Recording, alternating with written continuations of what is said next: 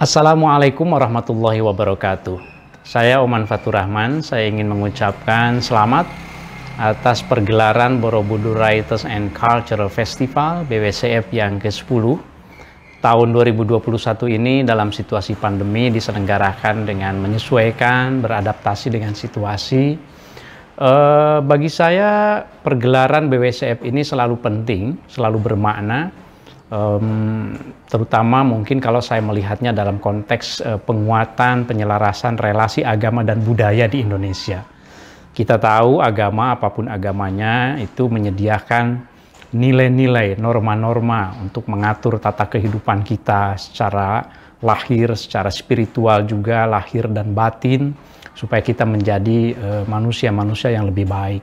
Sementara budaya adalah wahana, sarana, medium, di mana nilai-nilai itu diekspresikan sesuai dengan konteksnya masing-masing. Oleh karenanya, pergelaran BWCF ini selalu memberikan kontribusi, inspirasi untuk penguatan penyelarasan relasi agama dan budaya itu di Indonesia. Ini menjadi sangat penting sekali supaya kita bisa menjadi bagian dari umat beragama yang dapat memberikan kontribusi terhadap kebudayaan. Pada saat yang sama dalam konteks kebudayaan juga dapat betul-betul mengekspresikan nilai-nilai kemaslahatan, nilai-nilai kemanusiaan yang memang itu diajarkan oleh berbagai agama. Karenanya sekali lagi selamat kepada tim BWCF yang sudah selalu bekerja keras untuk merealisasikan pergelaran BWCF khususnya yang ke-10 di tahun 2021 ini. Mudah-mudahan sukses. Terima kasih. Assalamualaikum warahmatullahi wabarakatuh.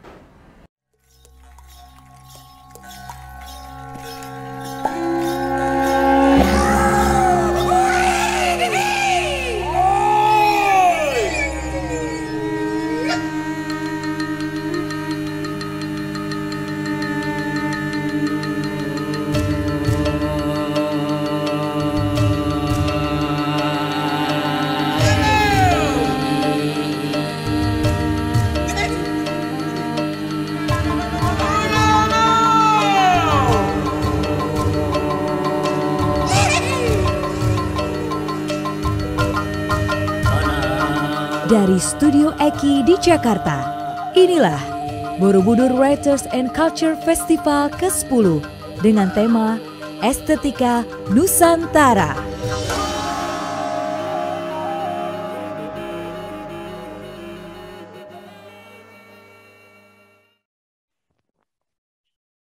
Selamat sore, saudara-saudara sekalian. Selamat datang di Borobudur Writers and Culture Festival yang ke-10. Kali ini akan kita jelang ceramah umum seri Claire Holt. Kita tahu dalam setiap pelaksanaannya, Borobudur Writers and Culture Festival selalu merujuk kepada satu kitab tertentu, dan untuk tahun ini kita akan merayakan dan mengkaji ulang karya Claire Holt. Telah siap penyaji sesi ceramah umum kali ini dengan judul Claire Holt dan Riset Seni Rupa Modern Indonesia, yaitu akan disajikan oleh Aminuddin Siregar, dan saya, Heru Hikayat, akan menjadi pemandu Anda. Sebelum saya lemparkan kepada penceramah, saya akan bacakan dulu profil singkatnya. Aminuddin TH Siregar, atau biasa kita sapa Ucok, menyelesaikan pendidikan sarjana dan magisternya di Fakultas Seni Rupa dan Desain ITB. Tesisnya tahun 2006 berjudul Analisa Diskursif Seni Rupa Modern Indonesia. Setelah itu, dia diangkat menjadi pegawai negeri dan dosen tetap di alma maternya tersebut, sambil juga bekerja sebagai kurator seni rupa, menulis kritik di sejumlah media massa, dan menerbitkan serta menulis buku. Beberapa buku diantaranya adalah Seni Lukis Baru setelah Seni Non-Representasional di Bandung 2004, lalu Sang Ahli Gambar, Sketsa Gambar dan Pemikiran S. Sujoyono tahun 2011. Sementara buku karya suntingannya diantaranya adalah Modern Miring 2005 dan Seni Rupa Modern Esai Pilihan 2006. Ucok juga sudah mempunyai pengalaman riset serta residensi di sejumlah tempat di mancanegara, diantaranya di Gertrude Contemporary Space di Melbourne, lalu di New York, kemudian juga pernah melakukan penelitian mengenai seni rupa Indonesia di masa pendudukan Jepang, Keimin Bunkasidoso di Fukuoka Asian Art Museum tahun 2008. Nah, Ucok juga pernah menjadi ajun kurator di The National Gallery of Singapore tahun 2014 hingga tahun 2015. Saat ini Ucok berada di Leiden, sedang melakukan penelitian tentang sejarah seni rupa Indonesia sebagai bagian dari studi doktoralnya di Universitas Leiden. Saudara-saudara sekalian, langsung kita sambut sesi ceramah umum seri Claire Holt oleh Aminuddin Siregar. Silahkan, Cok. Ya, terima kasih kedengaran Heru ya. Oke, terima kasih Heru untuk jadi moderator saya pada hari ini, dan terutama untuk BWCF yang sudah mengundang saya untuk memberikan ceramah tentang Claire Holt. Saya menyambut ceramah ini seperti pucuk cinta ulam tiba karena sudah cukup lama menekuni atau berjibaku dengan arsip-arsip Claire Holt, dan ya tentu saja minat saya pada Claire Holt itu bukan dilatari dengan tugas saya sebagai dosen di mata kuliah seni rupa modern Indonesia. Dan Claire Holt sejak dulu memang jadi bikin saya penasaran. Banyak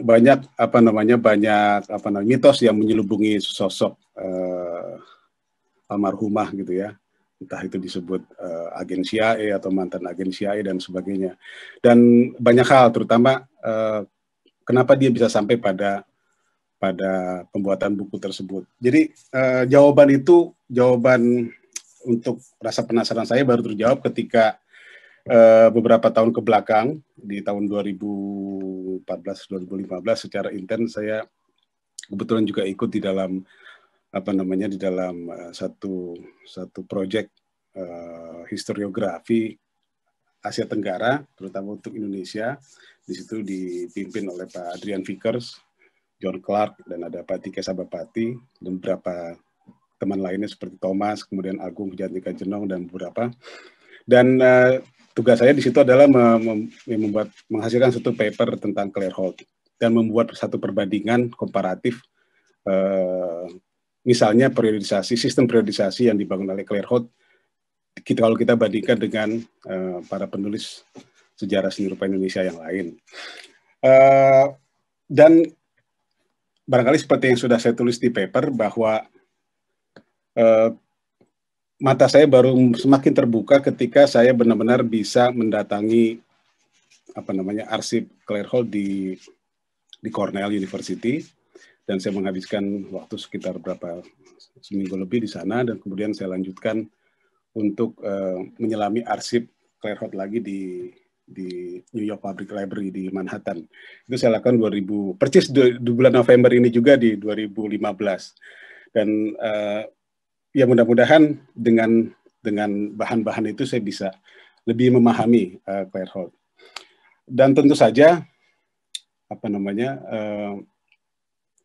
satu buku yang harus kita sebutkan, nanti saya akan presentasikan, adalah bukunya Dina Burton, dan saya anggap buku Dina Burton adalah buku yang paling komprehensif hari ini, yang paling otoritatif untuk menceritakan atau untuk menarasikan kehidupan Claire Holt. Nah, tentu paper yang barangkali sudah dibagikan kepada para pemirsa. Saya anggap paper saya itu bisa mengisi celah yang belum disentuh oleh Dina Burton dalam disertasi beliau. Saya kira gitu pengantar dari saya. Dan untuk itu saya akan coba mulai dengan semacam presentasi PowerPoint. Mudah-mudahan nggak macet nih. Kelihatan ya? Sebentar, sudah terlihat. Kelihatan ya? Terlihat.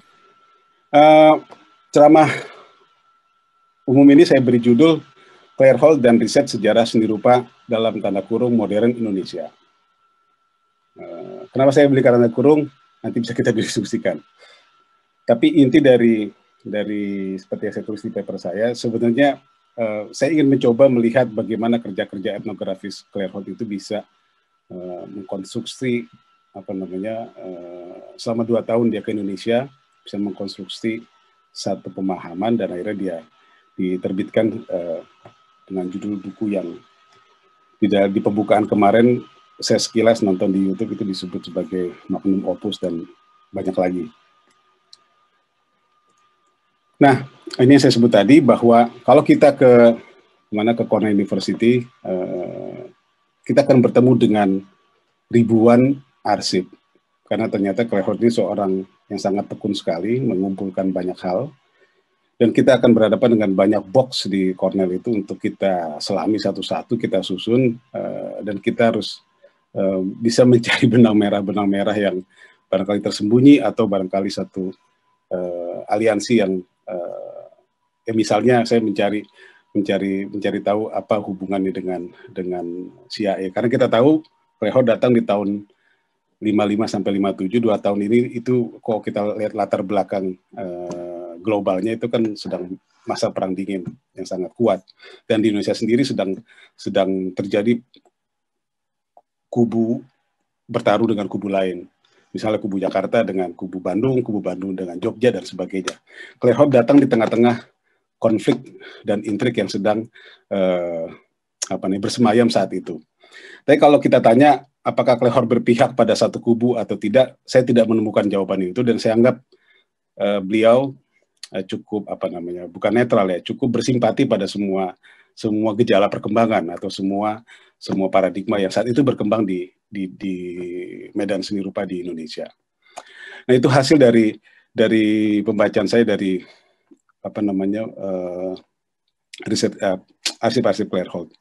Nah, kalau perbedaannya dengan di arsip Claire Holt yang di New Public Library di Manhattan, itu lebih banyak kontak print yang dibeli album yang banyak sekali, dan itu yang luar biasa. Nanti saya bisa contohkan, itu membuat kita tercengang karena Claire Holt juga memotret langsung, dia memotret langsung karya-karya para seniman.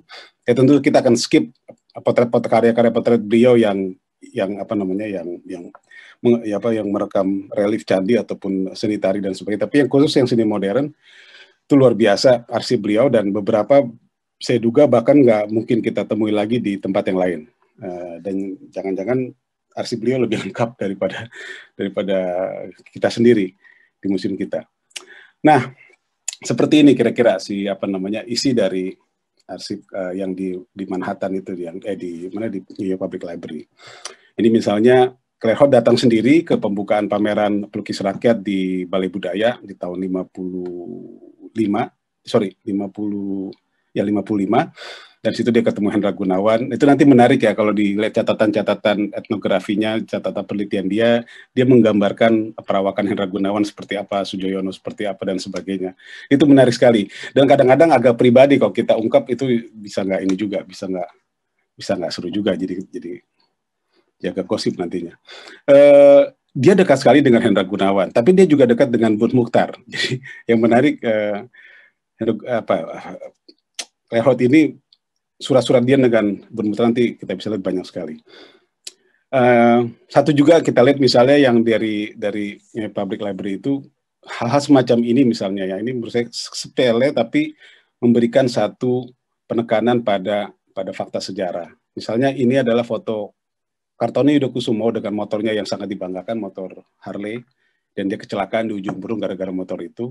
Dan Claire Holt dekat sekali dengan Kartono, dan bahkan ada surat-surat yang dari orang tua Kartono ke Claire Holt, dan orang tua Kartono itu kita tahu Yudokusumo itu adalah mentornya Sujoyono ya di zaman Persagi, dan itu memanggilnya seperti anak sendiri karena Claire Holt dianggap seperti anak. Dan itu kesedihan yang mereka berbagi kesedihan luar biasa karena Claire saat itu sudah pulang ke New York setelah riset lapangan dan dia mendengar kabar itu.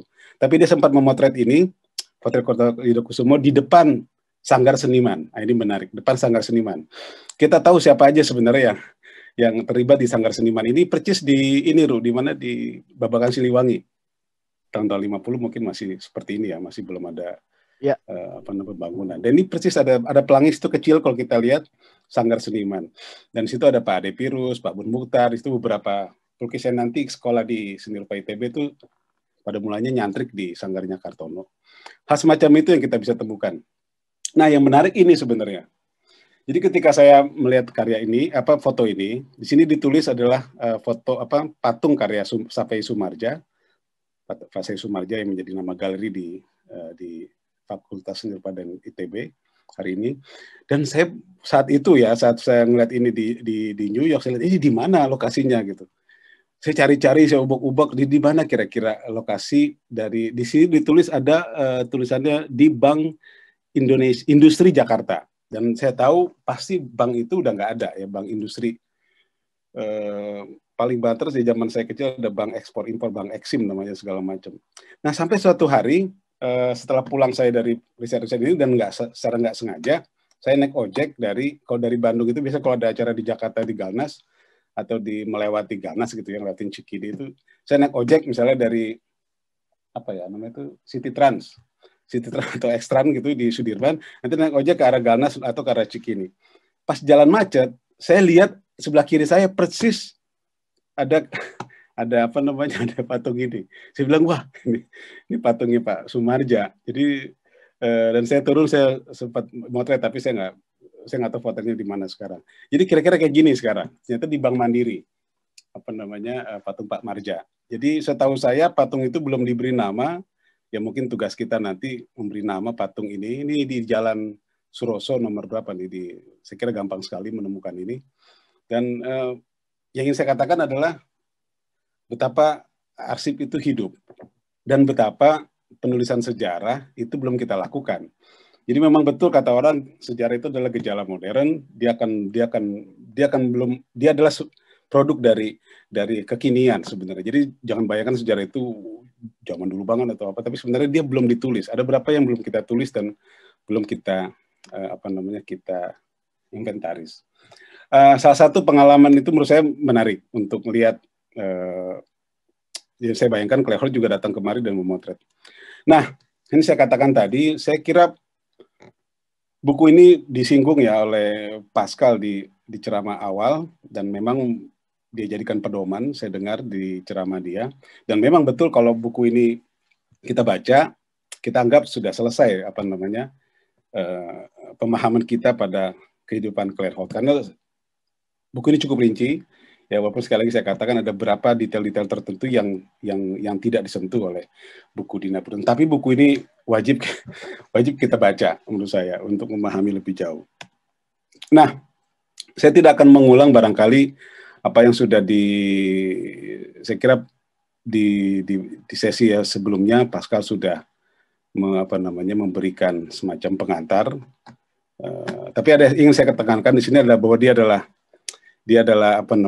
belajar di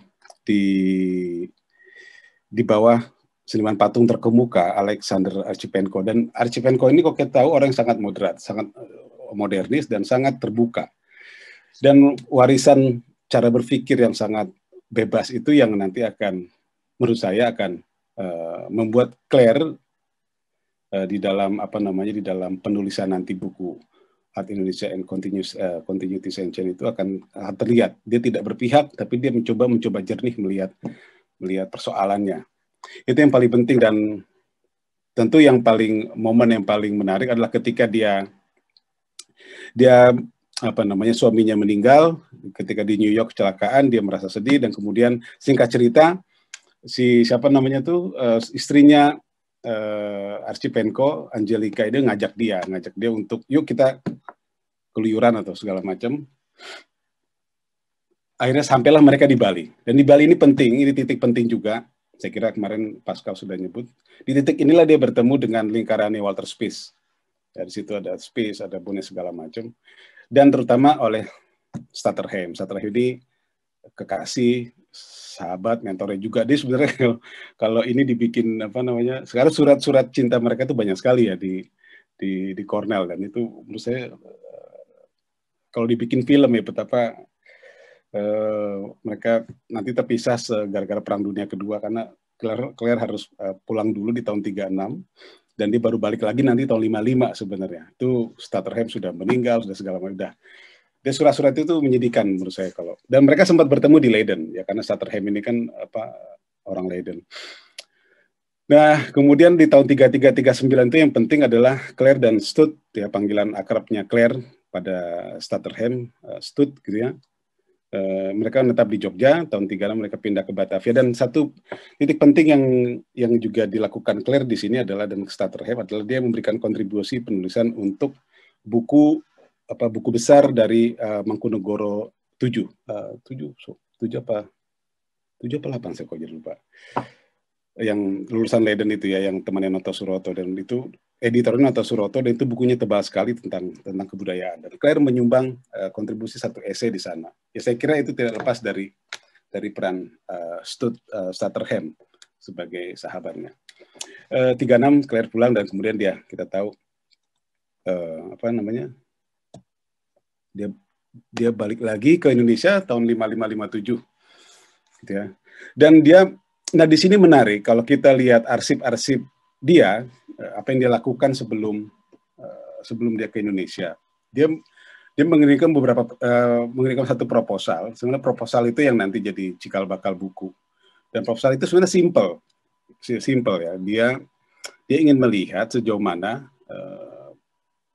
proposal dia pada Rockefeller, pada Charles B. Fudge itu, dia nulis bahwa saya ingin tahu sejauh mana perubahan kebudayaan, seni kebudayaan yang terjadi ketika satu bangsa bertransformasi dari Hindia Belanda ke Indonesia, menjadi Indonesia.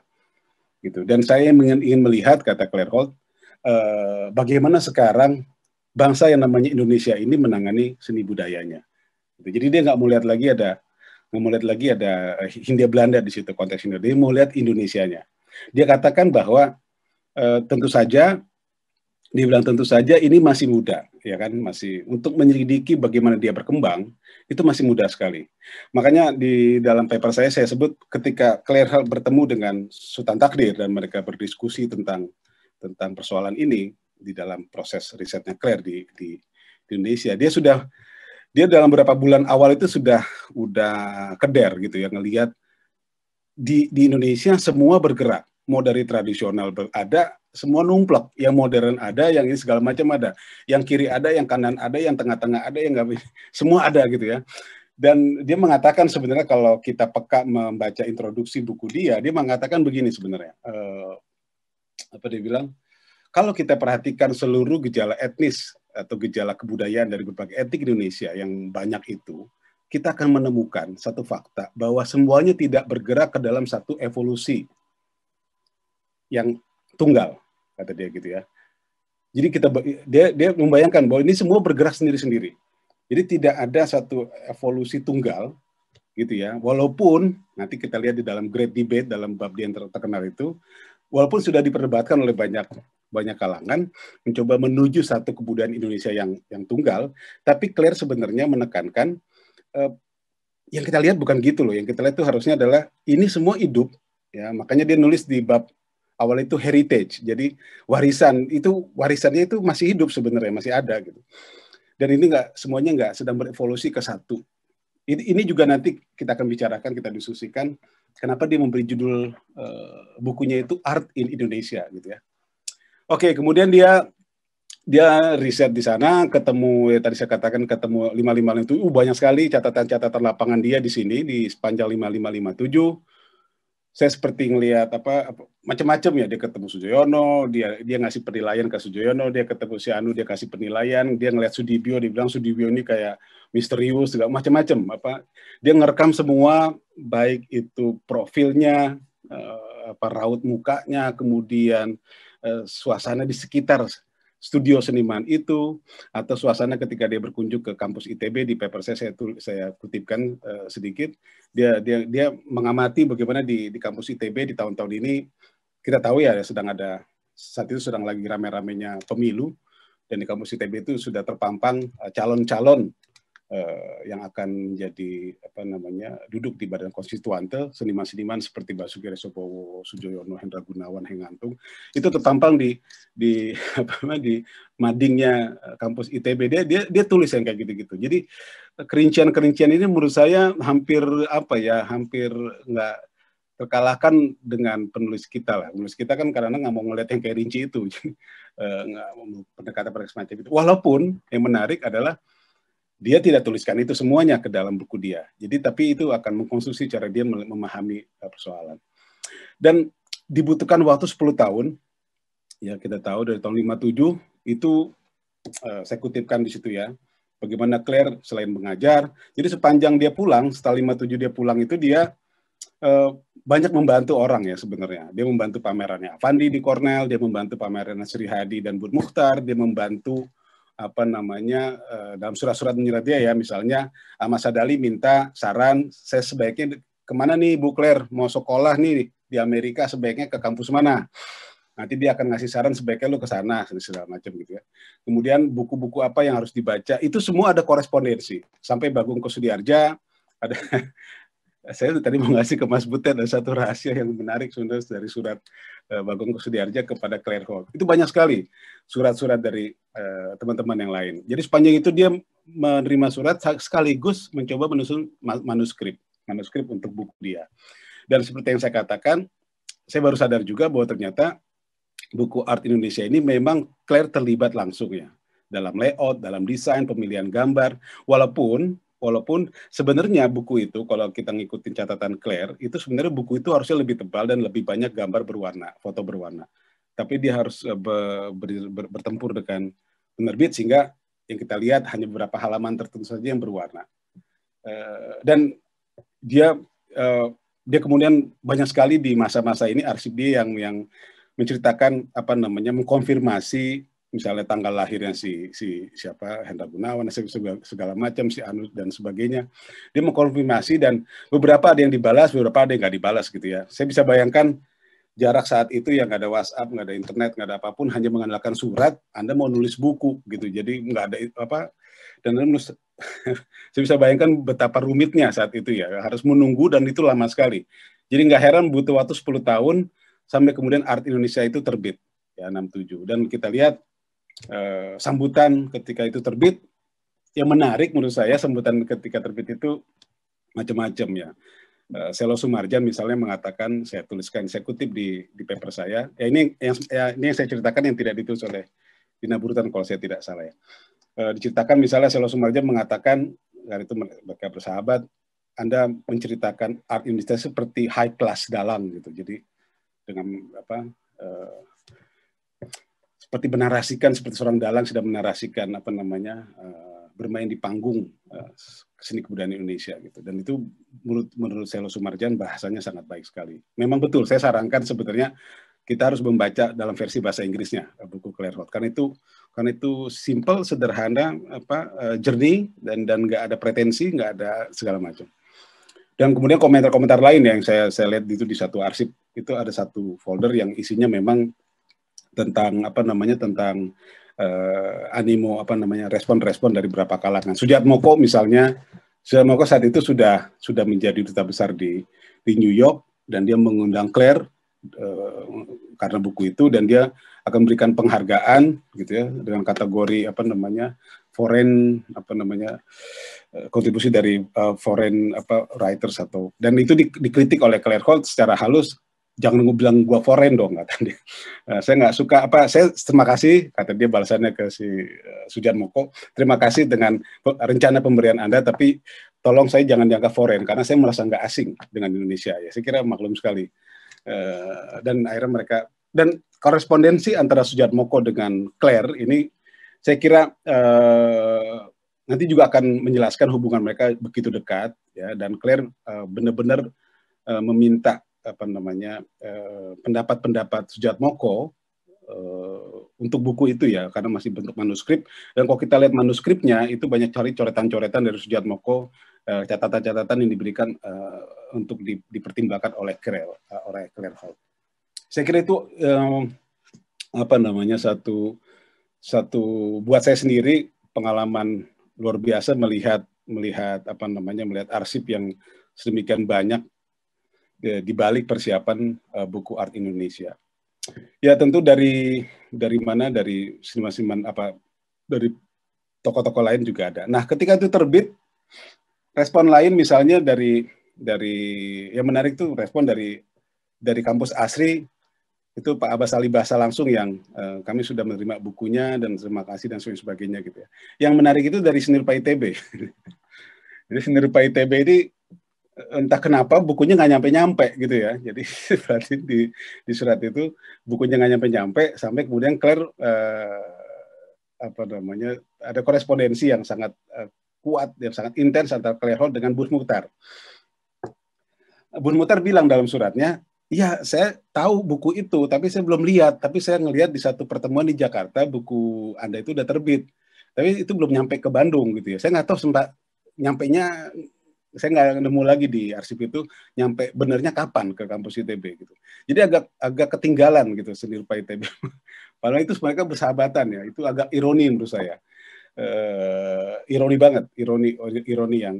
Dan kemudian diskusi antara mereka berlanjut yang menurut saya nanti menarik untuk kita lihat.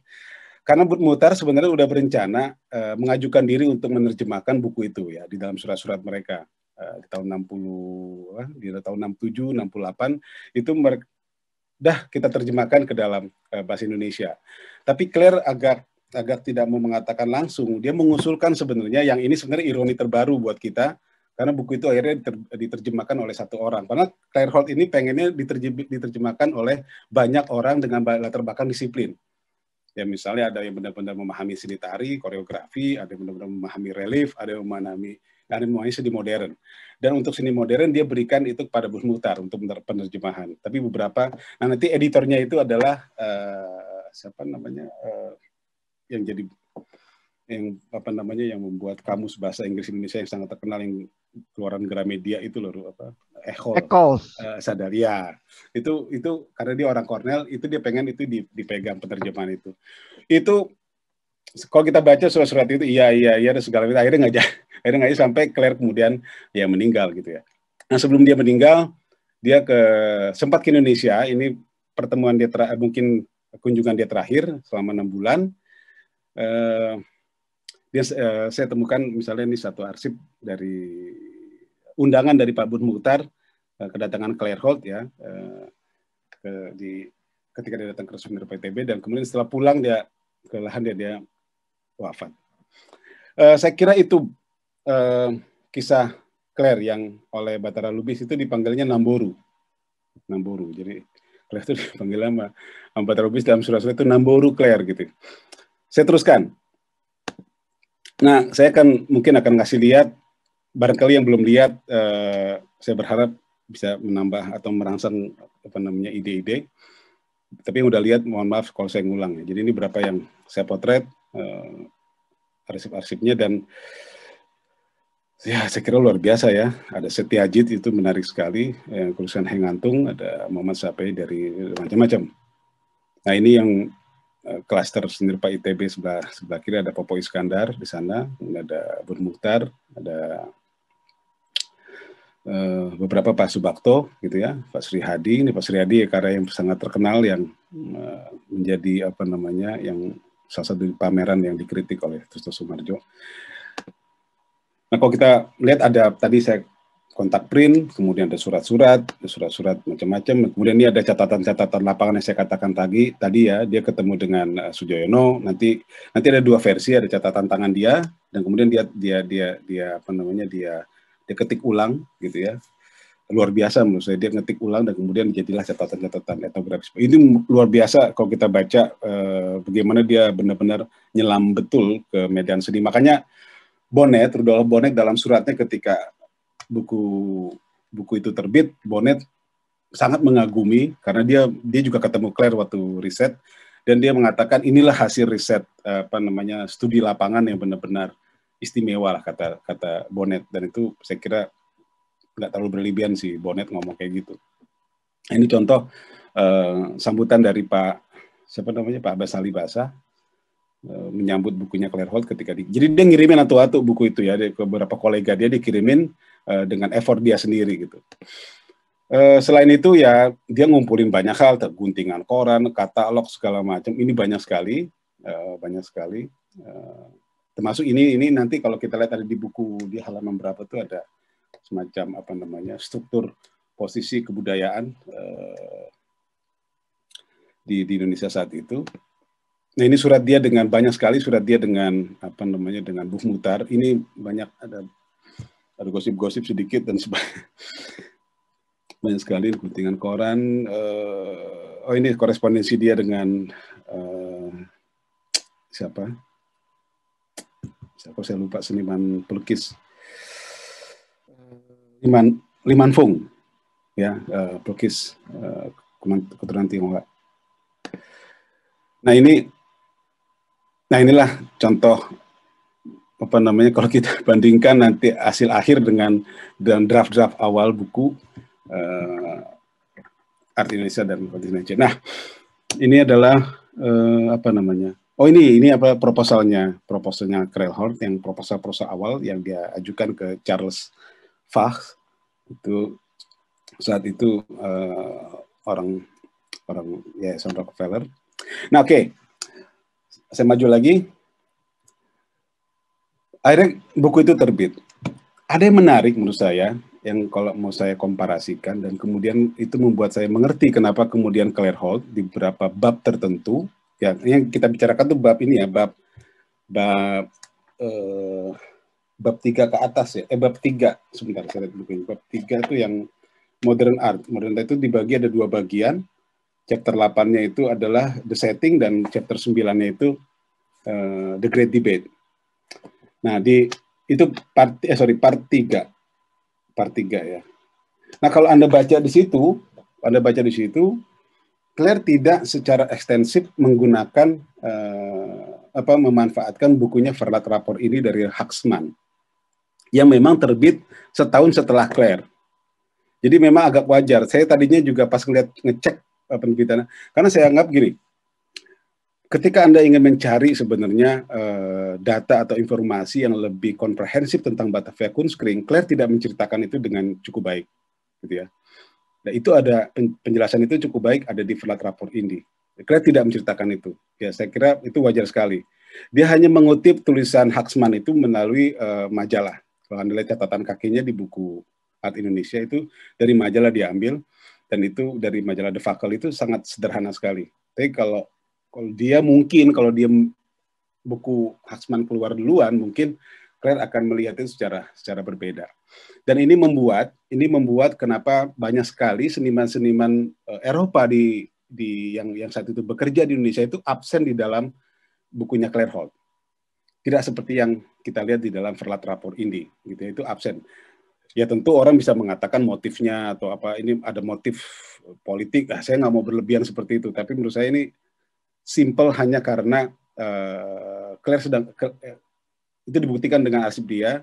Ya Claire berhadapan dengan data-data yang tanda kutip seadanya, yang bisa dia kejar pada zaman itu. Jadi seperti itu. Jadi nanti Claire tidak misalnya menggunakan bukunya Gerard Brum, Java in onze Kunst misalnya, dia tidak pakai itu. Dia pakai Escalf, Samuel Calf. Calf itu adalah temannya Noto Suroto yang nulis di majalah Udaya. Claire pakai itu, terutama untuk apa namanya di bab-bab setting di bab-bab awal untuk menjelaskan masa sebelum Raden Saleh, gitu ya. Ada nggak sih seni lukis sebelum Raden Saleh gitu. Nah, penjelasan itu Claire pakai penjelasan Calf yang itu dimuat di majalah Udaya di tahun 28, majalah Noto Suroto, dan dia ditambah dengan ensiklopedia Van Nederlands Indi. Dia tambahkan 2. Dengan 2 itu dia sudah pakai. Tapi kalau dia pakai, bayangkan kalau dia pakai Verlag Rapport, saya itu mungkin. Nah, ini dua wanita tangguh menurut saya yang mewarnai sejarah seni rupa Indonesia. Jadi sebenarnya seni rupa Indonesia itu ya bertopang pada wanita, Ru. Jadi sebenarnya kalau ada seniman wanita harus enggak, sebenarnya justru mereka udah keren, mereka udah ngasih sumbangsi ya yang luar biasa. Laki-lakinya nanti belakangan dulu sejarah. Oke, Cok, 4 menit terakhir ya, biar nanti kita masih ada waktu. Ini udah mau habis kok. Nah, kemudian yang penting adalah konteks lain adalah set, agak 10 tahun setelah Claire itu terbit buku tahun 76 ya, 67 76 lah, kebalik. 76 itu buku dari kementeriannya Pak Hilmar Farid. Gitu ya. Ini buku ini sebenarnya saya nggak angkatan plak-plak seperti Claire Holt ya, tapi cara pembagian periodisasinya, jadi standar ya. Ini juga harus kita kritisi ke depan, periodisasi yang sangat standar, baik yang dibangun oleh Claire Holt maupun buku Sejarah Seni Rupa Indonesia dari pemerintah. Ini buku yang saya selalu, di mana-mana saya selalu katakan, ini satu-satunya buku yang kita miliki yang nekat diberi judul sejarah, walaupun isinya sebenarnya nggak begitu. Jadi isinya ada banyak kelemahan. Nah, bukunya hampir sama. Misalnya zaman klasik, kemudian pengaruh Hindu-Buddha, kemudian pengaruh Islam, kemudian encounters, pertemuan dengan Eropa, kemudian zaman Jepang, independen dan seterusnya. Hampir sama. Cuma menurut saya yang menarik, kalau buku yang kanan itu terlalu pengen Indonesia sentris, terlalu pengen mengkerucut pada aktornya Indonesia dan selalu perspektifnya itu. Kalau Claire enggak, dia lebih luas memainkan irama periodisasinya.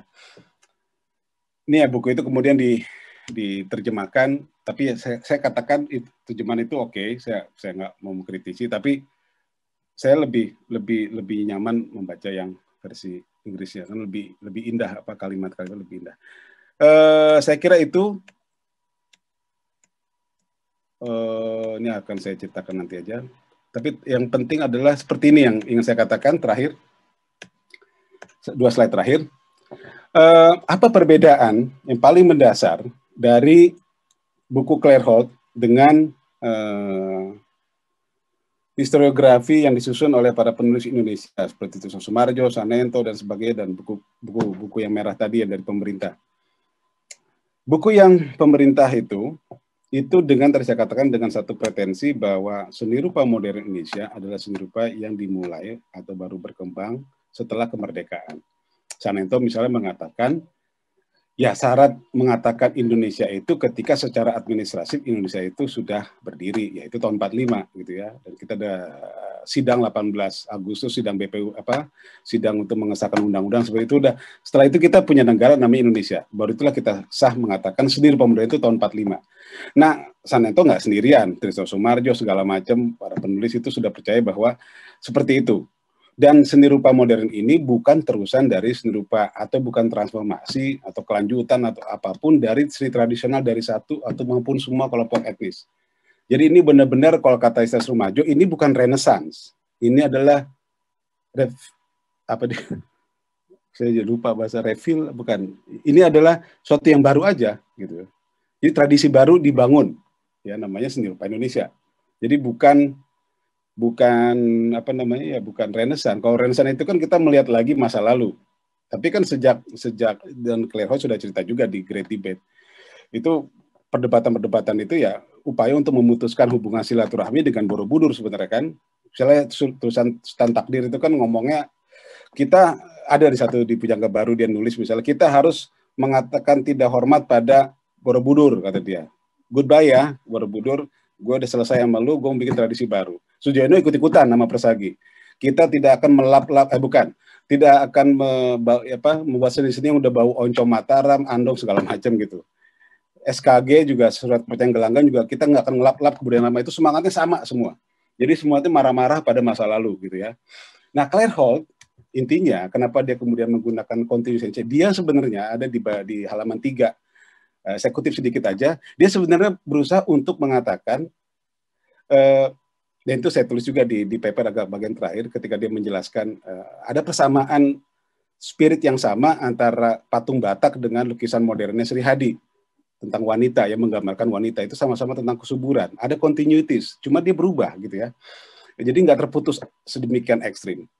Jadi dia ingin mengatakan walaupun memang ada upaya dia menyusun pembabakan itu secara terputus, dan memang itu terputus, tapi dia mencoba untuk secara bebas gitu ya, dia mencoba melampaui batas-batas itu gitu ya, dan dia mencoba bolak-balik, melakukan suatu upaya bolak-balik. Saya kira itu akhirnya saya akan tutup dengan seperti paper saya juga. menarik ya. Dia tulis di kalimat dia yang terakhir itu adalah ya ketika orang ribut ngomongin satu kesatuan segala macam, sebenarnya menurut dia ya seni Indonesia itu ya selalu kaya dengan keragamannya gitu, kata dia. Saya tutup dengan with warm regards and all good wishes, yaitu Claire Hall selalu dalam suratnya mengakhiri dengan kalimat semacam itu. Demikian, Ru. Siap, terima kasih Ucok. Saudara-saudara sekalian, itulah tadi sajian ceramah dari Aminuddin Siregar. Nah, kita masih punya waktu sekitar 43 menit untuk tanya jawab. Teman-teman penyelenggara memang sudah merancangnya agar sesi ceramah tetap ada cukup waktu untuk tanya jawab. Untuk saudara-saudara sekalian, saya sarankan bisa memasukkan pertanyaan secara tertulis di kolom Q&A, lebih mudah buat kami untuk melacaknya dibanding kalau Anda menulisnya di kolom chat, nanti bercampur dengan berbagai komentar yang kadang-kadang lucu juga. Baiklah, Cok, ini sudah ada 3 pertanyaan yang masuk di kolom Q&A. Pertama dari Bung Asmi, kelihatannya dari Medan. Banyak buku sejarah seni rupa ditulis oleh orang asing. Apakah ahli seni kita tidak percaya diri? Nah, uniknya buku itu yang ditulis oleh orang asing itu menjadi acuan yang tak terbantahkan. Menurut Anda, apakah perlu ditulis ulang tentang sejarah seni rupa itu sekarang? Terima kasih. Itu pertanyaan pertama. Silakan, Cok, langsung ditanggapi. Sorry tadi ulang, Ru. Gue lagi baca. Ulang tadi pertanyaannya gimana? Buku seni rupa, sejarah seni rupa kita banyak ditulis oleh orang asing. Oh iya. Apakah ahli seni kita tidak percaya diri? Nah, uniknya buku itu yang ditulis oleh orang asing juga menjadi acuan yang tidak terbantahkan. Apakah menurut Anda perlu ditulis ulang tentang sejarah seni rupa itu? Oh iya, jelas. Saya sekarang saya bisa saya banyak menemukan kelemahan pada penulisan Claire Hall dan Spanjar gitu ya. Asli right saat ini. Setelah kita bolak-balik melihat urusan dapur mereka dan mengkonfirmasi beberapa sumber atau kritik pada sumber sejarah.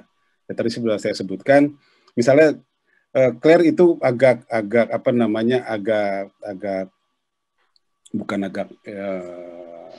kedodoran ketika dia menceritakan peralihan dari Kunskring kemudian ke Persagi gitu ya. Apa yang terjadi sebenarnya, dan kemudian ada dia nyebutnya kan gini, setelah Raden Saleh itu kemudian ada masa kosong. Yang lucunya kemudian oleh penulis-penulis sejarah kita tuh diikutin. Jadi 50 tahun masa kosong, kata Kusnadi, yaitu sejak Raden Saleh, baru kemudian muncul lagi seniman itu yang disebut dengan kelompok Moindi, Mas Pirngadi, ada 3 lah. Abdul Surya Broto, Mas Pringadi, kemudian satu lagi Wakidi. Itu kan standar format yang sangat klise dari yang sudah dibangun oleh Claire Hall, kemudian diikuti oleh Kusnadi dan kemudian menurun ke banyak sampai ke Saneto Yuliman. Jadi kita menganggap 50 tahun itu kosong aja. Jadi nggak ada apa-apa di situ. Tapi kalau kita selidiki banyak temuan yang kita lihat, banyak seniman di sana yang nggak tercatat oleh sejarawan hari ini maupun Claire Hall pada masanya. Itu yang pertama. Ya, saya kira banyak sekali juga kebolongan Claire Hall di dalam menceritakan, menarasikan, ada subbab yang khusus yang dia sebut after independence. Itu subbab itu kalau kita lihat memang seakan-akan menjanjikan suatu pembahasan yang sistematik tentang perkembangan seni setelah zaman Jepang. Bahkan zaman Jepang pun ya hanya mungkin 1-2 paragraf. Kalau yang independen itu dia tidak melihat sebenarnya ada pergeseran luar biasa yang bukan pergeseran, ada dinamika luar biasa yang terjadi di zaman setelah proklamasi kemerdekaan itu dicetuskan. Tapi Claire melompat, dia langsung membahas seniman itu ke Jogja gitu ya, dan kemudian dia fokus pada Kartono Yudokusumo. Saya nggak ngerti kenapa gitu di bagian itu, saya nggak ngerti kenapa dia langsung tiba-tiba fokus ke sana, dan kemudian dia mencatat beberapa pilihan Sagar. Jadi banyak kelemahan-kelemahan yang sebenarnya dari cara kita aja sekarang harus melihatnya secara kritis. Publikasi atau yang sudah ada selama ini gitu. Saya kira ya harus ditulis ulang. Oke, baik, terima kasih Ucok. Saya pikir barusan juga itu sudah menjawab salah satu butir dari pertanyaannya Bung Mika Susanto tentang kesalahan data di buku Art Indonesia, ya harus teliti dan harus ditulis ulang. Ada satu butir lagi dari pertanyaannya Mike Cok tentang sumber arsip pada masa itu. Maksudnya mungkin pada masa Claire Holt melakukan penelitian, sumber arsip terbanyak itu dari individu atau lembaga mana? Wah, ini pertanyaannya kayak Polres. Kayak nanya LSM mana ya? Saya kira gini, maksudnya tadi bukan ini ya. Saya tidak akan mengatakan Claire itu salah ya, bukan. Cuma maksudnya gini, dia kan 2 tahun riset itu dengan banyak mewawancara, memotret. Itu sebenarnya suatu kerja luar biasa. Jadi menurut saya juga harus kita lihat juga ya secara objektif juga bahwa Claire sudah melakukan kerja-kerja etnografi yang luar biasa, yang sangat ekstensif, yang nggak dilakukan oleh banyak orang saat itu. Sumber-sumber yang dia pakai itu memang melulu bersandar pada katalog pameran, kemudian wawancara dengan berbagai orang. Dia melihat ke koleksi Soekarno, ada bukti surat dia minta. Dia ditunggu oleh Soekarno untuk melihat koleksinya. Tapi dia yang menarik, dia tidak terlalu ini sama Soekarno ya. Menurut saya kenapa juga aneh. Nggak dia dewakan. Dia justru berpihak narasi yang dia bangun itu narasi seniman gitu. Jadi tokoh-tokoh politik tuh dia nggak dia angkat. Ini beda dengan model kita sekarang. Kita kan sekarang misalnya gini ya. Kalau kita bikin suatu komparasi tentang timeline tentang seni rupa Indonesia, itu selalu akan mengatakan itu akan dimulai dengan Budi Utomo gini sampai tiba-tiba sejarah seni rupa itu menjadi subordinat dari sejarah nasional. Dan Claire saya rasa sadar betul bahwa yang mau diangkat itu adalah seniman. Jadi narasi orang-orang besar itu tidak diangkat. Sekaligus itu barangkali bisa kita lihat sebagai kelemahan dia. Nah, selain katalog segala macam, dia tentu ya buku-buku yang dia dapat dari Stutterham, itu buku-buku bahasa Belanda. Cuma dengan catatan tadi saya katakan penggunaan sumber Belanda ini memang masih, karena kita tahu ya Stutterham ini kan arkeolog, ya, antropolog, dia juga epigraf. Jadi bukan art historian. Jadi lingkaran Claire Holt itu bukan art historian. Dia menyadari itu di kata pembukaannya di buku itu ya. Itu bukan art historian ya memang, tapi mau nggak mau dia harus, dan dia ketemu juga orang di Indonesia yang saat itu nggak ada yang art historian. Trisno Sumarjo ya otodidak, art historian kritikus otodidak. Dia ketemu siapa? Kusnadi otodidak. Dia ketemu siapa lagi misalnya yang nggak ada, sedikit sekali. Stan Takdir juga bukan art historian. Jadi dia ketemu orang-orang yang memang bukan art historian. Jadi memang dia ya itu apa yang dia dapat gitu. Saya bisa membayangkan kalau dia pakai argumen itu dari sumber-sumber Belanda itu tidak sampai pada pembahasan, bahkan zaman Jepang pun nggak ada gitu ya. Itu paling banyak ya klasik. Makanya Claire Holt tuh gape banget kalau udah ngomong klasik Indonesia, dia relief segala macam. Itu dia piawai betul menggunakan sumber-sumber itu. Tapi kalau begitu yang modern itu saya anggap ikhtiar dia atau istihad dia untuk yang saat ini belum dilakukan. Tapi ada kemungkinan, karena saya temukan arsipnya waktu di sana itu, saya kan begini, kan tahun 56 itu ada seminar sejarah seni rupa Indonesia, itu di Gajah Mada ya, itu sejarah khusus seni rupa Indonesia, itu bagian dari penyelenggaraan sejarah nasional saat itulah ya, karena kita lagi semangatnya untuk Indonesia sentris, dan kita mau menekan sekuat mungkin upaya-upaya menulis sejarah dengan Belanda sentris. Nah, di dalam sesi itu ada itu juga ada seminar. Karena di dalam sesi seminar itu Kusnadi memberikan satu makalah, dan makalah itu memang memberikan satu sistem periodisasi yang barangkali saya duga apakah Claire terpengaruh pada ini Kusnadi gitu ya, pada ikhtiarnya Kusnadi, atau apakah dia hadir di dalam seminar itu. Saya duga dia hadir karena ada catatan dia, dan kemudian dia menyimpan undangan untuk itu. Tapi yang menarik, dia tidak menggunakan periodisasinya Kusnadi. Dan menurut saya memang kalau kita lihat juga makalah atau paper Kusnadi saat itu ya memang masih banyak kelemahan di sana sini, dan masih konteksnya udah karut marut sebenarnya. Dia ngomong misalnya, masa dia ngomong ini dia sebut seni realistis, dan kalau itu yang diomongin adalah candi misalnya gitu, macam-macam.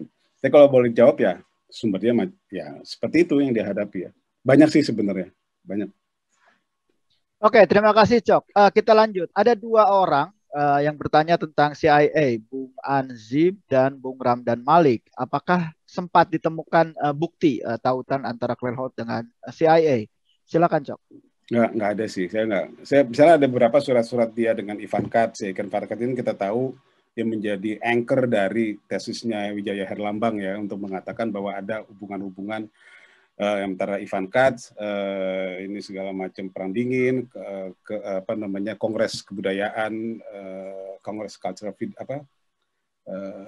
dengan Gunawan Muhammad Arifin segala macam. Saya menemukan itu juga hubungan-hubungan antara Claire dengan Ivan Katz dan sebagainya. Tapi saya tidak ada yang mengkerucut pada itu. Dan bahkan ada satu yang arsip yang saya temukan bahwa kan Claire sebenarnya, tapi itu seperti catatan bukan dari dia, tapi catatan dari apa namanya, saya lupa temannya atau yang mengatakan bahwa Claire sejak dia mengetahui bahwa lembaga yang saat itu dia kerja, dia kan nama Margaret Mead diangkat gitu ya, diajak Margaret Mead untuk bekerja di suatu macam lembaga strategis yang intelijen selama ini, yang kemudian jadi embrionya CIA. Dan setelah dia mengetahui bahwa itu digunakan tanda kutip untuk satu kepentingan, dia keluar sebenarnya.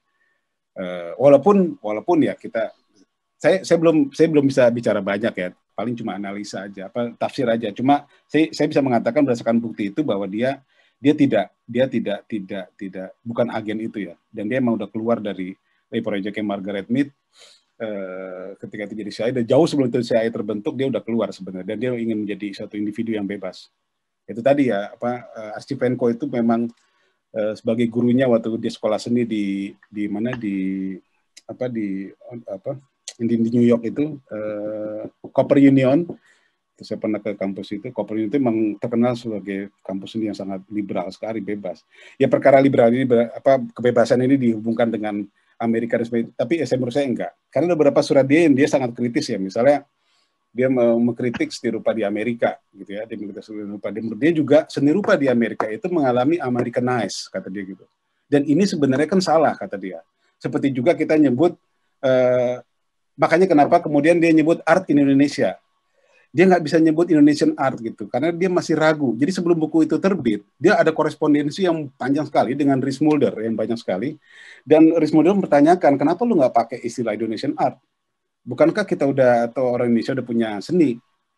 Bukankah lu sama aja mengatakan seni barat yang diterapkan di Indonesia, kan gitu ngomongnya. Kalau art in Indonesia berarti kan art yang A-nya gede, kalau kata Pak Jim itu kan A-nya barat gitu. Nah, Claire itu menarik. Dia bilang juga iya, dan saya juga dia juga melihat di Amerika juga seperti itu kejadiannya. Dan akhirnya surat itu dia mengkritik American. Tapi perkara Americanized dan Indonesia di sini menjadi menarik ya. Mungkin kita bisa diskusi lebih lanjut lah kapan-kapan soal itu. Tapi ya intinya dia kritis kok. Dia kritis dan saya kira saya dulu bayangin dia adalah kalau di film-film CIA itu agen yang yang dingin, kemudian kan dia rambutnya juga pendek kan. Claire Holt, kemudian dia ngerokok. Jadi yang konstruksi imaji saya itu ya konstruksi film-film James Bond. Jadi saya kira itu akan, atau apalagi Soviet dan sebagainya. Tapi ternyata enggak. Kalau kita baca suratnya, dia adalah seorang yang humble, dia seorang yang yang nggak heran lah kira-kira. Saya bisa membayangkan dia akan sangat interest sekali, dan dia Afandi, dia oke banget, dia bela Afandi, walaupun dia tahu Afandi itu juga adalah anggota dari yang diwakilkan oleh PKI saat itu. Dia juga bela Bus Muhtar saat itu, dan dia menangis sedih ketika Hendra Gunawan ditangkap, ada surat-suratnya. Benedict juga menceritakan itu, dan ya itulah menurut saya itu cukup untuk mengatakan bahwa dia nggak langsung bisa kita sebut CIA gitu, agen CIA. Gitulah kira-kira. Sip, terima kasih. Ada pertanyaan selanjutnya dari Mbak Ita. Jika diamati, tulisan Holt lebih banyak menulis tentang Jawa, bukan Indonesia. Menurut Pak Ucok, jika ingin menulis tentang seni rupa di luar Pulau Jawa, kemana kita bisa mendapatkan arsip-arsipnya? Apakah Quake School bisa dihitung sebagai penanda seni rupa modern Indonesia? Jika iya, bisa jadi seni rupa modern itu lebih dikenalkan di Ambon duluan, bukan?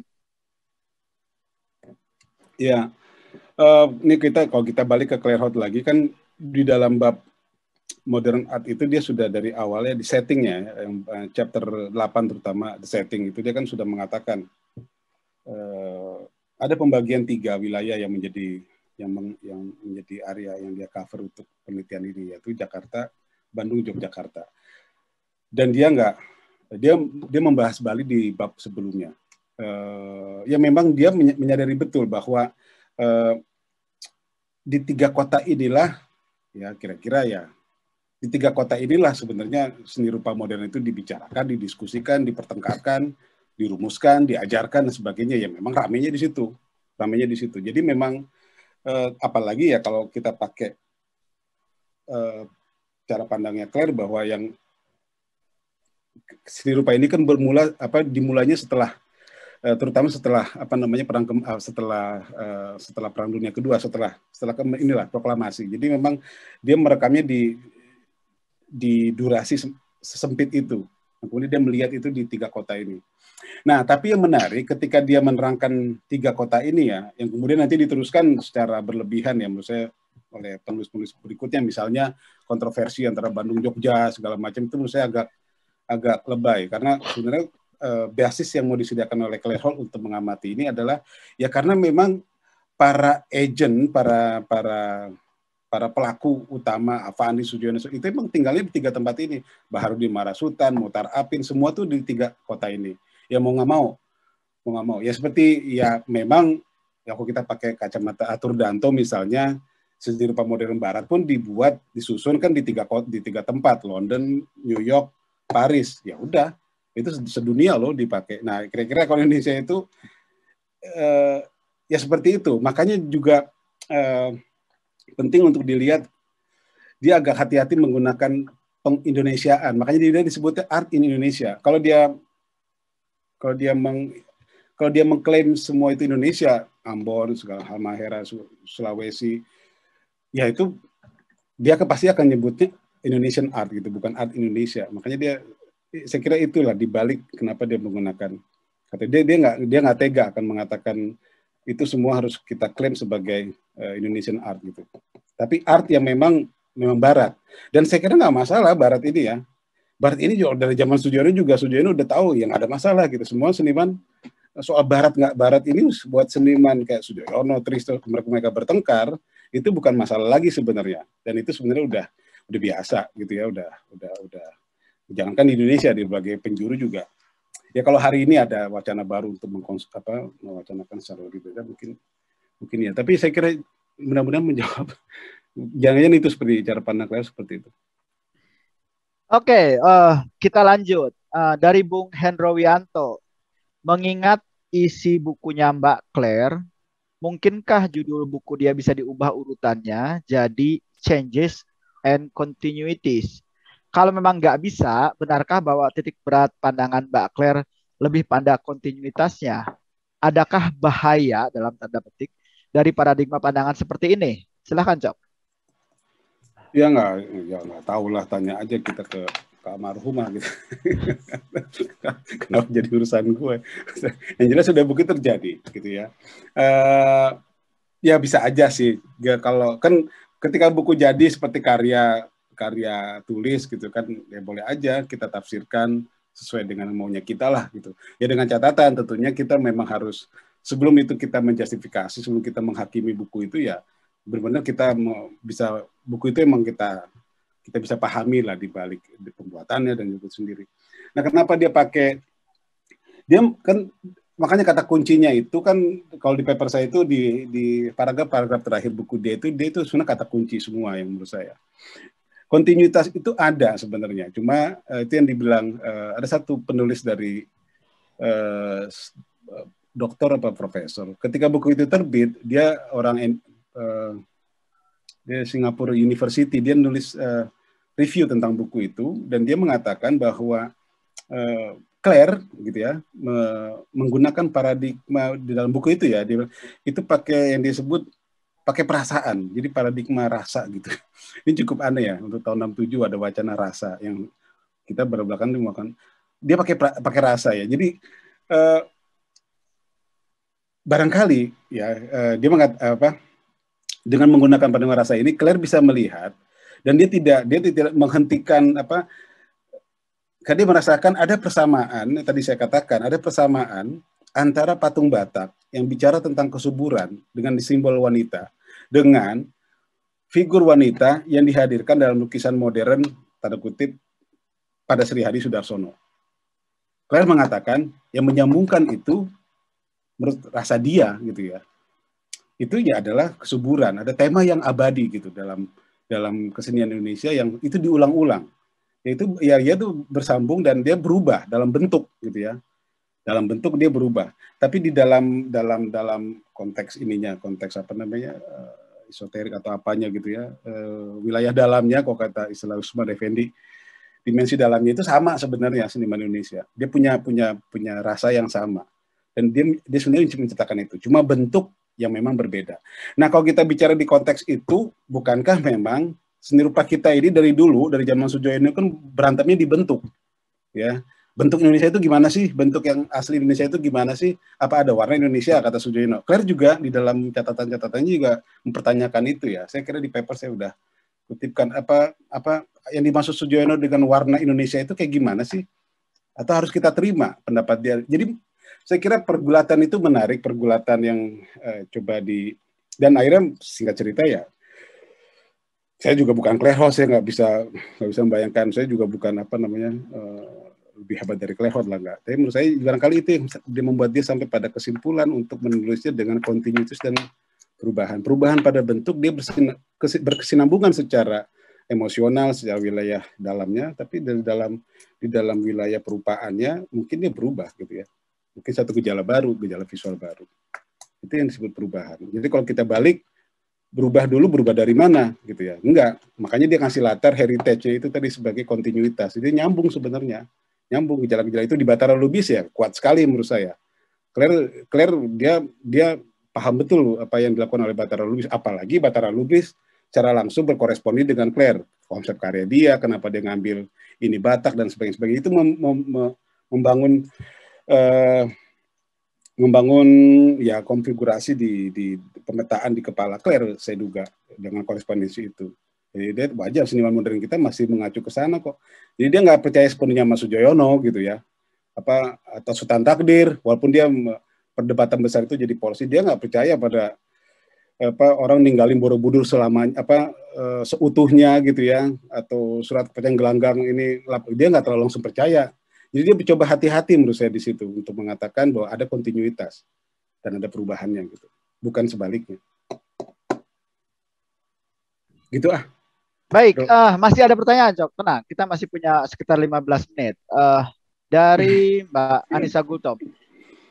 Indonesia versi Holt hanya Jakarta, Bandung, Yogyakarta. Apakah penulisan versi baru dari seni rupa Indonesia akan mencakup daerah lain? Paling tidak Depok, Bekasi bisa masuk. Atau agak jauh dikit ke Makassar dan Papua. Kalau iya, repot juga karena perkembangannya tidak seragam.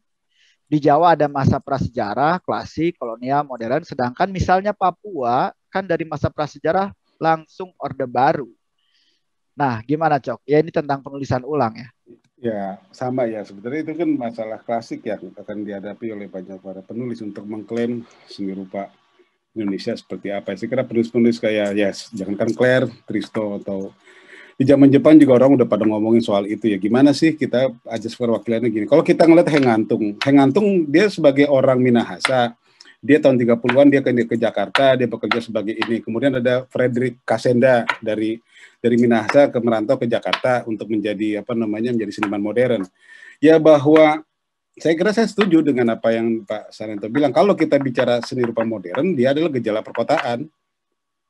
Itu ditandai dengan proses perpindahan para agennya, itu dari tanda kutip ya, dari yang bukan kota atau desa kita sebut gitu ya. Jadi pindah ke kota besar yang saat itu pusatnya adalah Batavia, Surabaya. Ya jangankan itu di Surabaya pun nggak masuk di dalam radarnya Claire Hall. Tapi kita lihat sirkulasi seniman di zaman pasca proklamasi itu seniman-seniman kayak Widakdo, Sunindyo, seniman-seniman yang dari Surabaya tuh Jawa Timur itu bersirkulasi dengan teman-teman mereka di Jogja. Nah dan mereka saat itu nggak bicara seniman menurut walaupun ada tulisan-tulisan ya di majalah-majalah kebudayaan saat itu misalnya perkembangan seni rupa di Jawa Timur misalnya gitu untuk mematok satu konteks tertentu. Tapi itu hanya untuk pemetaan geografis menurut saya sifatnya. Jadi kalau kita bicara di konteks itu lebih pada geografis. Tapi kalau itu mau kita cari cirinya apa, saya kira hampir nggak ada. Karena semuanya gambarnya, lukisannya itu mengangkat tema-tema yang hampir sama dimanapun gejalanya. Misalnya apa namanya keseharian, kemudian kalau zaman revolusi ya di gambar pertempuran dan sebagainya. Tapi selebihnya saya lihat itu hanya gejala geografi. Heng Antun juga mengalami perubahan. Dia dari Minahasa ke jadi ya saya sampai saat ini saya setuju dulu dengan pendapat Pak Sanento bahwa ini dan seniman dan juga saya kira diperkuat dengan seniman saat itu ya. Mereka juga ya sadar atau enggak kita nggak tahu lah, tanya aja mereka yang udah pada dikubur semua ya. Apakah mereka sadar bahwa mereka saya kira Sujoyono ngomongin Indonesia ya. Indonesia. Seluruh wilayah itu kalau memang di tempat tertentu nggak ada senimannya, kemudian dia nggak mau diwakilin oleh yang ada di Jawa, ya susah juga ya. Ya mungkin itu pemikiran hari ini, tapi pemikiran hari itu nggak begitu. Semua ya sepakat kita ini. Nah ketika ada Clairvaux hanya yang menarik itu adalah yang jangan lupa ya, di tahun itulah dia membuat pembagian 3 ini. Tapi kritik saya sebenarnya gini kok untuk Clairvaux ya. Kenapa ada pembagian Jakarta? Saya kira yang lebih urgent adalah di balik penjelasan itu apa? Karena Clairvaux tidak memberikan argumentasi yang kuat menurut saya. Kenapa Jakarta, Bandung, Jogja? Pemetaan itu kenapa di 3 kota itu pusatnya? Jawaban itu sebenarnya ada, tapi Clairvaux tidak memberikannya di buku itu. Saya justru tertarik pada argumen di balik pemetaan itu. Kalau memang itu kita ya jadi repot ya kalau ngomong ada sastra sastra daerah lagi, seni rupa daerah, capek juga. Saya anggap apa yang kita miliki hari ini ya kalau nanti ada penulisan yang sifatnya lebih lokal, lebih ini ya nggak ada masalah sih sebenarnya. Jangankan itu yang dalam konstruksi nasional pun kita masih punya masalah besar untuk memberikan menguatkan argumen di belakangnya, itu kita susah sekali. Kita hanya beberapa penulis mencoba hanya menawarkan ya, dan itu bisa kita kritik lagi.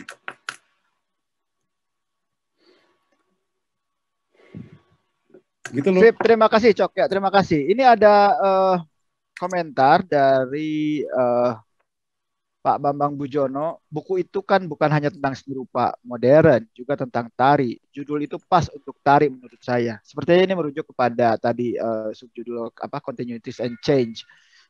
Tadi ada juga komentar dari Taufik Razen yang kita tahu terlibat dalam penerbitan buku Clairvaux versi bahasa Indonesia. Ini komentar dari Mas Taufik Razen. Saya ingat ketika Profesor Sudarsono menawarkan untuk menerbitkan terjemahan Clairvaux melacak jejak perkembangan seni di Indonesia. Ditawarkan pada tahun 1998, baru diterbitkan tahun 2000 oleh Artiline dan MSPI. Agak heran saat itu menggabungkan antara seni pertunjukan dan seni rupa. Rupanya Profesor Sudarsono meyakinkan itulah konsep seni di Indonesia yang menjadi dasar studi pasca sarjana UGM yang beliau pimpin. Desain cover saat itu dibuat oleh Dipo Andi bersandar pada relief Borobudur. Editor cetaknya Muhyiddin Dahlan. Almarhum Profesor Sudarsono tak dapat honor saat itu, hanya ditukar 200 buku yang dibagikannya ke mahasiswanya. Mulia sekali beliau, salut BWCF mengangkat kembali buku ini. Nah, ini tentang versi bahasa Indonesia dari bukunya Clairvaux. Waktu kita masih 10 menit lagi. Jika masih ada pertanyaan, silakan teman-teman masukkan di kolom chatting atau Q&A. Tadi sebenarnya ada yang belum saya sebutkan. Jika tidak ada pertanyaan baru, tadi ada yang belum saya sebutkan karena saya anggap sebenarnya pertanyaannya tidak terlalu relevan, tapi mungkin bisa dikomentari karena tetap berkaitan dengan sejarah. Jika memang tidak ada pertanyaan lain, sebentar saya cek dulu.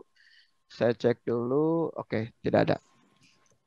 Baik, ini dari Muhammad Abirawa. Terkait dengan mazhab Moindi dan realisme sosial Persagi yang digagas oleh Sujoyono, menurut Pak Ucok, peristiwa apa yang mendasari ketegangan antara keduanya? Bagaimana pula dengan kemunculan gambar karikatur bermarkah Sumini pada surat kabar pikiran rakyat ketika itu? Silakan, Cok. Saya kurang nangkep tadi gimana pertanyaannya. Mau Indi? Oh, sorry, saya ulangi. Mazhab Moindi dan realisme sosial Persagi yang digagas Sujoyono. Menurut Bapak, peristiwa apa yang mendasari ketegangan antara keduanya? Nggak ada, itu mah fiksi banget itu ya. Kita kan salah kaprah nyebutnya mau Indi itu. Emang apa? Itu kan urusannya Sujoyono sebenarnya mau Indi. Sebenarnya nggak ada yang disebut mau ya ceritanya panjang lah. Cuma nggak kita bayangin tegangan atau apa nggak ada kok. Maksudnya terus dihubungkan dengan karikatur di pikiran rakyat. Ya Sujoyono berapa kali dia ngirim artikel di ilustrasi di situ ya, namanya masih Sujiojono, pakai I, Sujiojono. Tapi nggak ada urusannya itu maksudnya dengan Persagi. Persagi nggak realis. Sekarang gini aja deh, semua klaim kita pada Persagi gitu kan dibangun berdasarkan apa coba? Apakah kita pernah melihat karya Persagi? Enggak kan? Emang ada karyanya di museum? Kalau ada ya karya apa misalnya? Sebutlah satu, misalnya karya yang pernah dipamerkan di zaman Persagi atau dibuat di zaman Persagi. Paling banter kita bisa nunjuk nih, paling nunjuk Cap Gomeh, depan kelambu terbuka. Itu baru dari satu Sujoyono. Yang lain gimana? Itu ada banyak loh. Ada Sudiarjo, ada G.A. Sukirno. Sukirno tuh keren banget karyanya. Itu orang gila bener itu, lebih keren. Kita nggak pernah nyebut-nyebut nama-nama itu. Dan itu nggak ada. Jadi kalau kita mengklaim Persagi gagah, mengutuk mau Indi, apa yang dikutuk gitu ya. Siapa yang dikutuk saat itu? Nah, kalau kita bicara Sujoyono sendiri yang senewen sama gejala lukisan pemandangan, itu saya setuju. Itu mau orang dia doang nih sebenarnya senewen. Nah, kenapa dia senewen? Kenapa dia senewen dengan lukisan mau Indi? Apa tanda kutip gitu ya, mau Indi atau lukisan pemandangan lah. Mau Indi ini akhirnya jadi pejoratif akhir-akhir ini karena dianggap udah buruk, udah apa kolonial, enggak juga. Itu kan kerjaan Sujoyono membalikan, tapi itu juga kecanggihan dia membalikan, memberi makna baru pada bukunya Dusatel yang mau Indi itu. Ya sebenarnya mau Indi itu ya biasa-biasa aja gitu ya. Maksudnya itu tuliskan pemandangan yang untuk dikasih nama dari album Dusatel, dari album itu mau Indi. Jadi nggak ada ya. Jadi justru Sujoyono nggak gambarin pabrik-pabrik yang dia bilang di bukunya yang sering kita kutip-kutip itu nggak ada. Mana gambar pabrik? Gambar pabrik Abraham Salam sudah bikin gambar pabrik. Abraham Salam itu ya pelukis di Eropa ya. Oke, nanti Anda mengatakan itu kan Eropa ya enggak? Kita saat itu ya ada masih Hindia Belanda, saya nggak itu arenanya itu lebih luas justru saya lihat. Saya lihat itu justru ada penyempitan dalam sejarah ketika kita membayangkan tahun 1910 setelah politik etis sampai zaman Jepang itu kita nganggap itu sempit banget. Enggak, itu luas banget. Itu periode yang paling tanda kutip kita pakai istilah sekarang ya paling globalnya di zaman itu. Dan Batavia mau dijadikan seperti London atau New York atau Paris, dia menjadi pusat seni rupa Batavia ya, dengan adanya Batavia Kunstkring. Itu mereka berpikir seperti Gubernur Jenderal yang bilang kami akan ada di sini tahun 36 itu siapa yang ngomong? Gubernur Jenderalnya pas zamannya Limburg atau kami akan ada di sini lagi 350 tahun lagi katanya ke wartawan Inggris saat itu datang. Ya, masih mau jajah Indonesia masih lama. Tapi terlepas dari apa efek kejajah, tapi efek dari pernyataan-pernyataan itu adalah upaya untuk membangun wilayah ini yang kita sebut Indonesia saat ini ya, untuk menjadi satu wilayah yang maju gitu ya. Dan salah satu pusatnya di Batavia mau dibangun. Semacam itu. Jadi saya pengen lihatnya lebih luas justru. Jadi yang kalau ada konfrontasi dari Sujoyono pribadi kepada Mo Indi, itu menurut saya urusan dia. Tapi akan celaka kalau kita mengatakan itu adalah Persagi. Dan menurut saya lebih parah lagi kalau kita mengatakan ya boleh sih, walaupun tidak ada dasarnya. Kita katakan itu adalah manifesto dari Persagi bahwa ini menentang. Enggak, saya kira enggak seheroik itu Persagi. Karena saya akan meragukan argumen ini dari mana. Kan kita bersandar pada pernyataan Sujoyono doang. Karyanya kita nggak pernah lihat, karya mereka apa benar mereka seradikal yang kita bayangkan? Enggak. Apa mereka gambar petani yang kurus kata Sujoyono? Enggak ada kok. Sujoyono gambarnya Cap Gomeh, depan kelambu terbuka. Coba Anda lihat aja, judul-judul lukisan itu bisa kita bayangkan.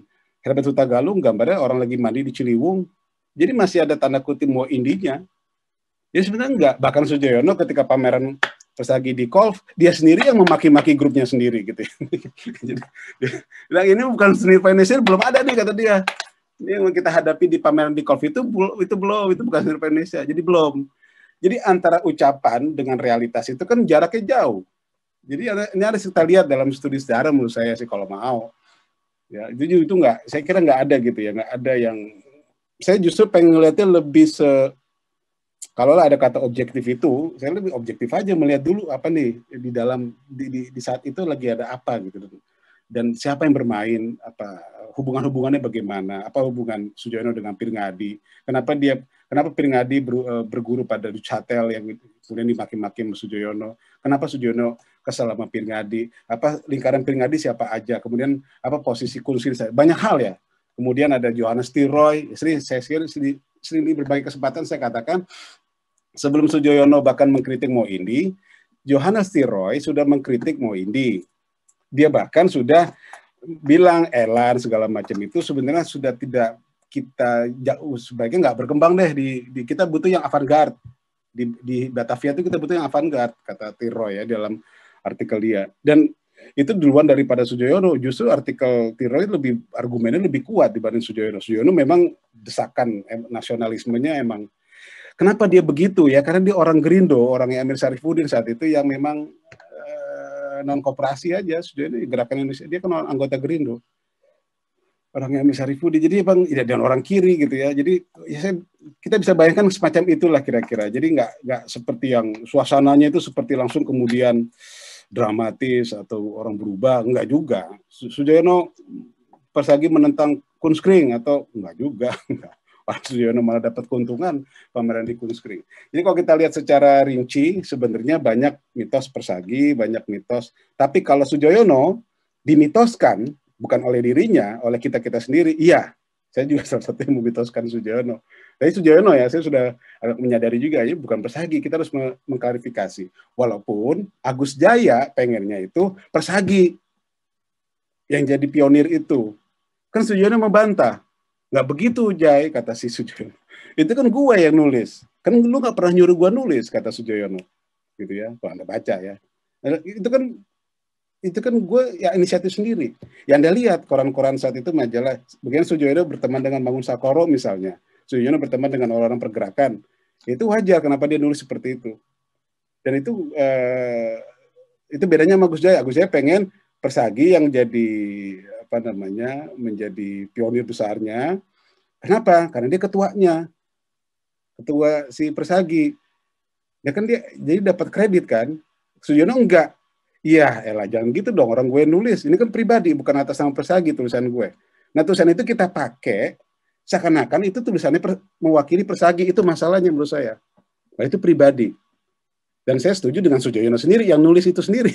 Itu pribadi. Jadi nggak ada urusan sama keorganisasian Persagi. Jadi urusan dia. Jadi kalau kita lihat jadinya kira-kira kayak gitu.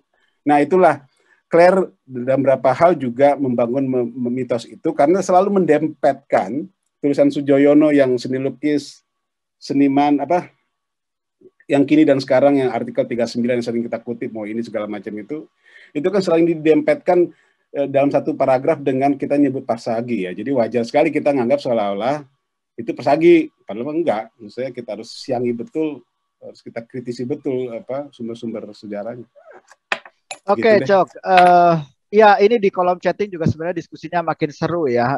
Tapi waktu kita sudah habis, saudara-saudara sekalian. Di antaranya tadi ada sedikit diskusi tentang Papua. Apakah benar di Papua tidak terjadi masa klasik, kolonial atau modern? Mungkin kita harus memperluas pandangan. Itu komentar dari Agung Jenong. Tapi saya pikir waktunya sudah habis dan kita perlu statement penutup mungkin dari Ucok. Boleh sambil merespon ada sedikit pertanyaan sekaligus untuk pernyataan penutupnya, Cok. Ini dari Bung Ibrahim Sutomo tentang isi buku Claire Holt, Irama Periodisasi dan Paradigma Rasa. Tapi pertanyaannya adalah apakah ada kepekaan ini di historiografi penulis Indonesia? Apakah ada sejarah terkini yang mendekati itu? Silakan sambil sekalian untuk closing statement. Ya, jadi ya saya kira justru kalau dilema kita kan sekarang kalau kita bicara sejarah, terus kita bikin sistem periodisasi, dan di dalam periode itu kita bicara soal keterwakilan secara geografis, kemudian kita ketemulah satu pola yang sangat baku, yang sangat barat sekali sebenarnya, 3 lah ya, barat itu klasik, abad pertengahan, zaman modern gitu ya. Kita juga akan selalu berpikir seperti itu. Sekarang kan Indonesia itu mengalami apa yang terjadi yang sudah dikonstruksi oleh sejarawan-sejarawan di Barat. Cara mereka memahami konteks mereka sendiri, yaitu 3 standar itu, klasik, modern, dan seterusnya. Atau ada pertengahannya kadang-kadang dan sebagainya.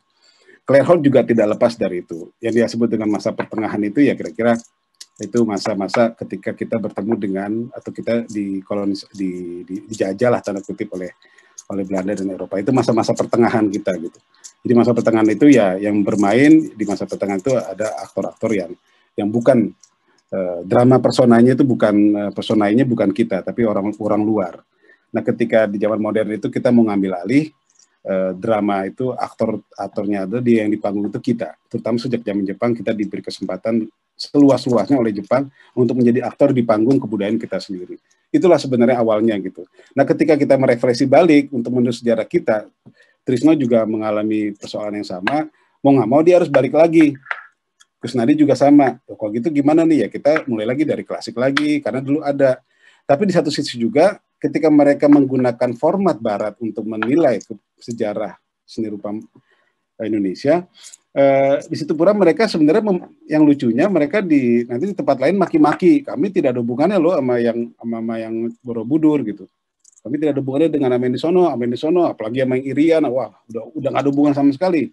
Yang di depan mata mereka sendiri, yang tempat mereka tiap hari bergerilya di zaman perang di sekitar Borobudur, Sujoyono di depan Prambanan, dia aja tidak mau gitu ngakuin bahwa ini adalah kita nerusin itu, walaupun Sujoyono ya belakang menurut saya agak sadar lah, kita cerita lain lah kalau soal Sujoyono soal itu ya, dia mulai sadar bahwa ternyata ini serius nih masalah Prambanan, itu selama masa dia di situ. Tapi kita lihat kita berhadapan dengan arsip-arsip atau berhadapan dengan itu bukan arsip beku ya, pernyataan macam mereka itu adalah orang-orang yang dulu pernah hidup seperti kita, yang punya insting, punya itu, dan ada jarak antara apa yang mereka pikirkan saat itu dengan apa yang mereka tuliskan. Ada jarak dan ada bobot-bobot tertentu yang kadang-kadang nggak bisa kita lakukan hanya dengan sekali baca, sekali ini.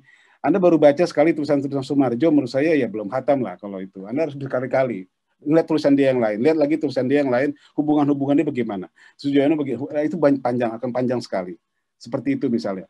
Nah, dari situ Anda bisa merasakan sebenarnya apa yang mereka mau, karena mereka itu orang yang pernah hidup, gitu ya. Nah, itu yang saya katakan tadi, di satu sisi tidak beruntungnya kita adalah semua arsip itu, semua warisan itu ya kita hadapi hari ini tanpa pernah selesai.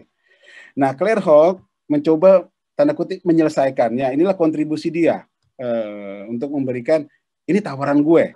Ya, walaupun formatnya masih menggunakan format yang bisa kita mudah tebak lah ya. Selalu ada, itu format standar dalam sejarah, dan itu Anda tinggal baca di introduksi buku dia. Masa klasik, masa pertengahan, masa modern. Itu tawaran Clairhold dengan segala kekurangannya dan segala kelebihannya. Nah, kalau boleh jujur, saya banding-bandingin nih, pencapaian Clairhold dalam art Indonesia Contingency Change dengan seluruh tulisan penulis kita kalau direndengin, ya gimana ya? Saya ingin mengatakan satu orang yang bisa nandingin Clairhold dalam hal ini ya, dalam soal dalam soal olah pikir sejarah gini, itu cuma Trisno Soemarjo. Anda silakan baca baik-baik. Semoga Anda khatam berkali-kali. Bacalah tulisan Soemarjo, judulnya Kedudukan Seni Rupa Kita, itu di Almanak Seni tahun 57. Editornya Zaini, dan tulisan dia satu lagi hampir sama sebenarnya, cuma agak berbeda redaksi di beberapa penguatan di beberapa titik tertentu. Kedudukan Seni Lukis Kita, itu di majalah Zenit. Nah, Anda baca itu menurut saya yang paling bisa, walaupun ya saya juga bisa ngeritik Trinsub Sumarjo karena banyak kelemahan, tapi ya dia bisa mengimbangi, ya menurut saya mengimbangi apa namanya posisi tawar dari siapa, dari Claire Holt. Jadi nggak heran juga, saya juga pengen lihat hubungan Claire Holt dengan Trinsub Sumarjo, karena Claire Holt secara khusus menulis in memoriam Trinsub Sumarjo ketika Trinsub Sumarjo itu wafat di tahun 69. Jadi setahun setelah dia menjadi ketua DKJ dia wafat, Claire Holt menulis khusus tentang itu, dan itu merasa kehilangan. Memang ada hubungan yang menurut saya menarik buat mereka. Oke, terakhir Ru, ya mudah-mudahan apa namanya kalau tadi ditanya oleh Ibrahim apa namanya kepekaan, ya saya kira itu ya gini, kelebihan kita sebenarnya dibanding sarjana barat. Kalau kita mau dari sekarang mau nulis seni rupa Indonesia, sejarah seni atau apapun gitu ya, itu kita kan membaca naskah, kita membaca tulisan itu tulisan bahasa Indonesia, dan secara emosional, saya kira saya merasakan itu sendiri. Kita bisa merasakan emosi yang berbeda, penekanan yang berbeda, bobot diksi yang macam-macam. Kalau Anda baca Usman Effendi, Anda baca Trisno, Anda baca Kusnadir, Sujoyono, Anda bisa merasakan satu emosi, satu getaran yang berbeda. Kalau Anda sebaliknya, kalau Anda orang Eropa, walaupun Anda gape banget bahasa Indonesianya, saya rasa tetap aja native speaker-nya kita gitu. Kita native speaker-nya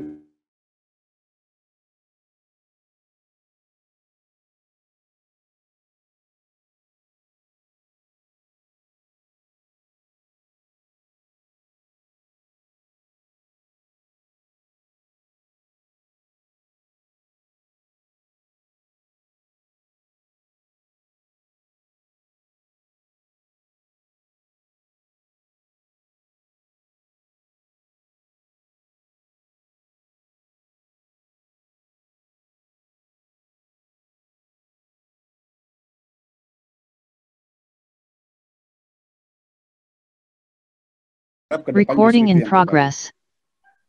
Itulah, nggak tahu lah kira-kira. Baik, terima kasih Ucok, terima kasih teman-teman semua, saudara-saudara sekalian. Saya berharap diskusi ini tidak memuaskan, supaya nanti kelak akan ada forum-forum seperti ini lagi. Waktunya sudah habis. Terima kasih BWCF, terima kasih saudara-saudara sekalian sudah hadir di sini. Saya Heri Wikayat, sampai jumpa pada kesempatan berikutnya. Selamat sore. Oke. Makasih ya semua ya.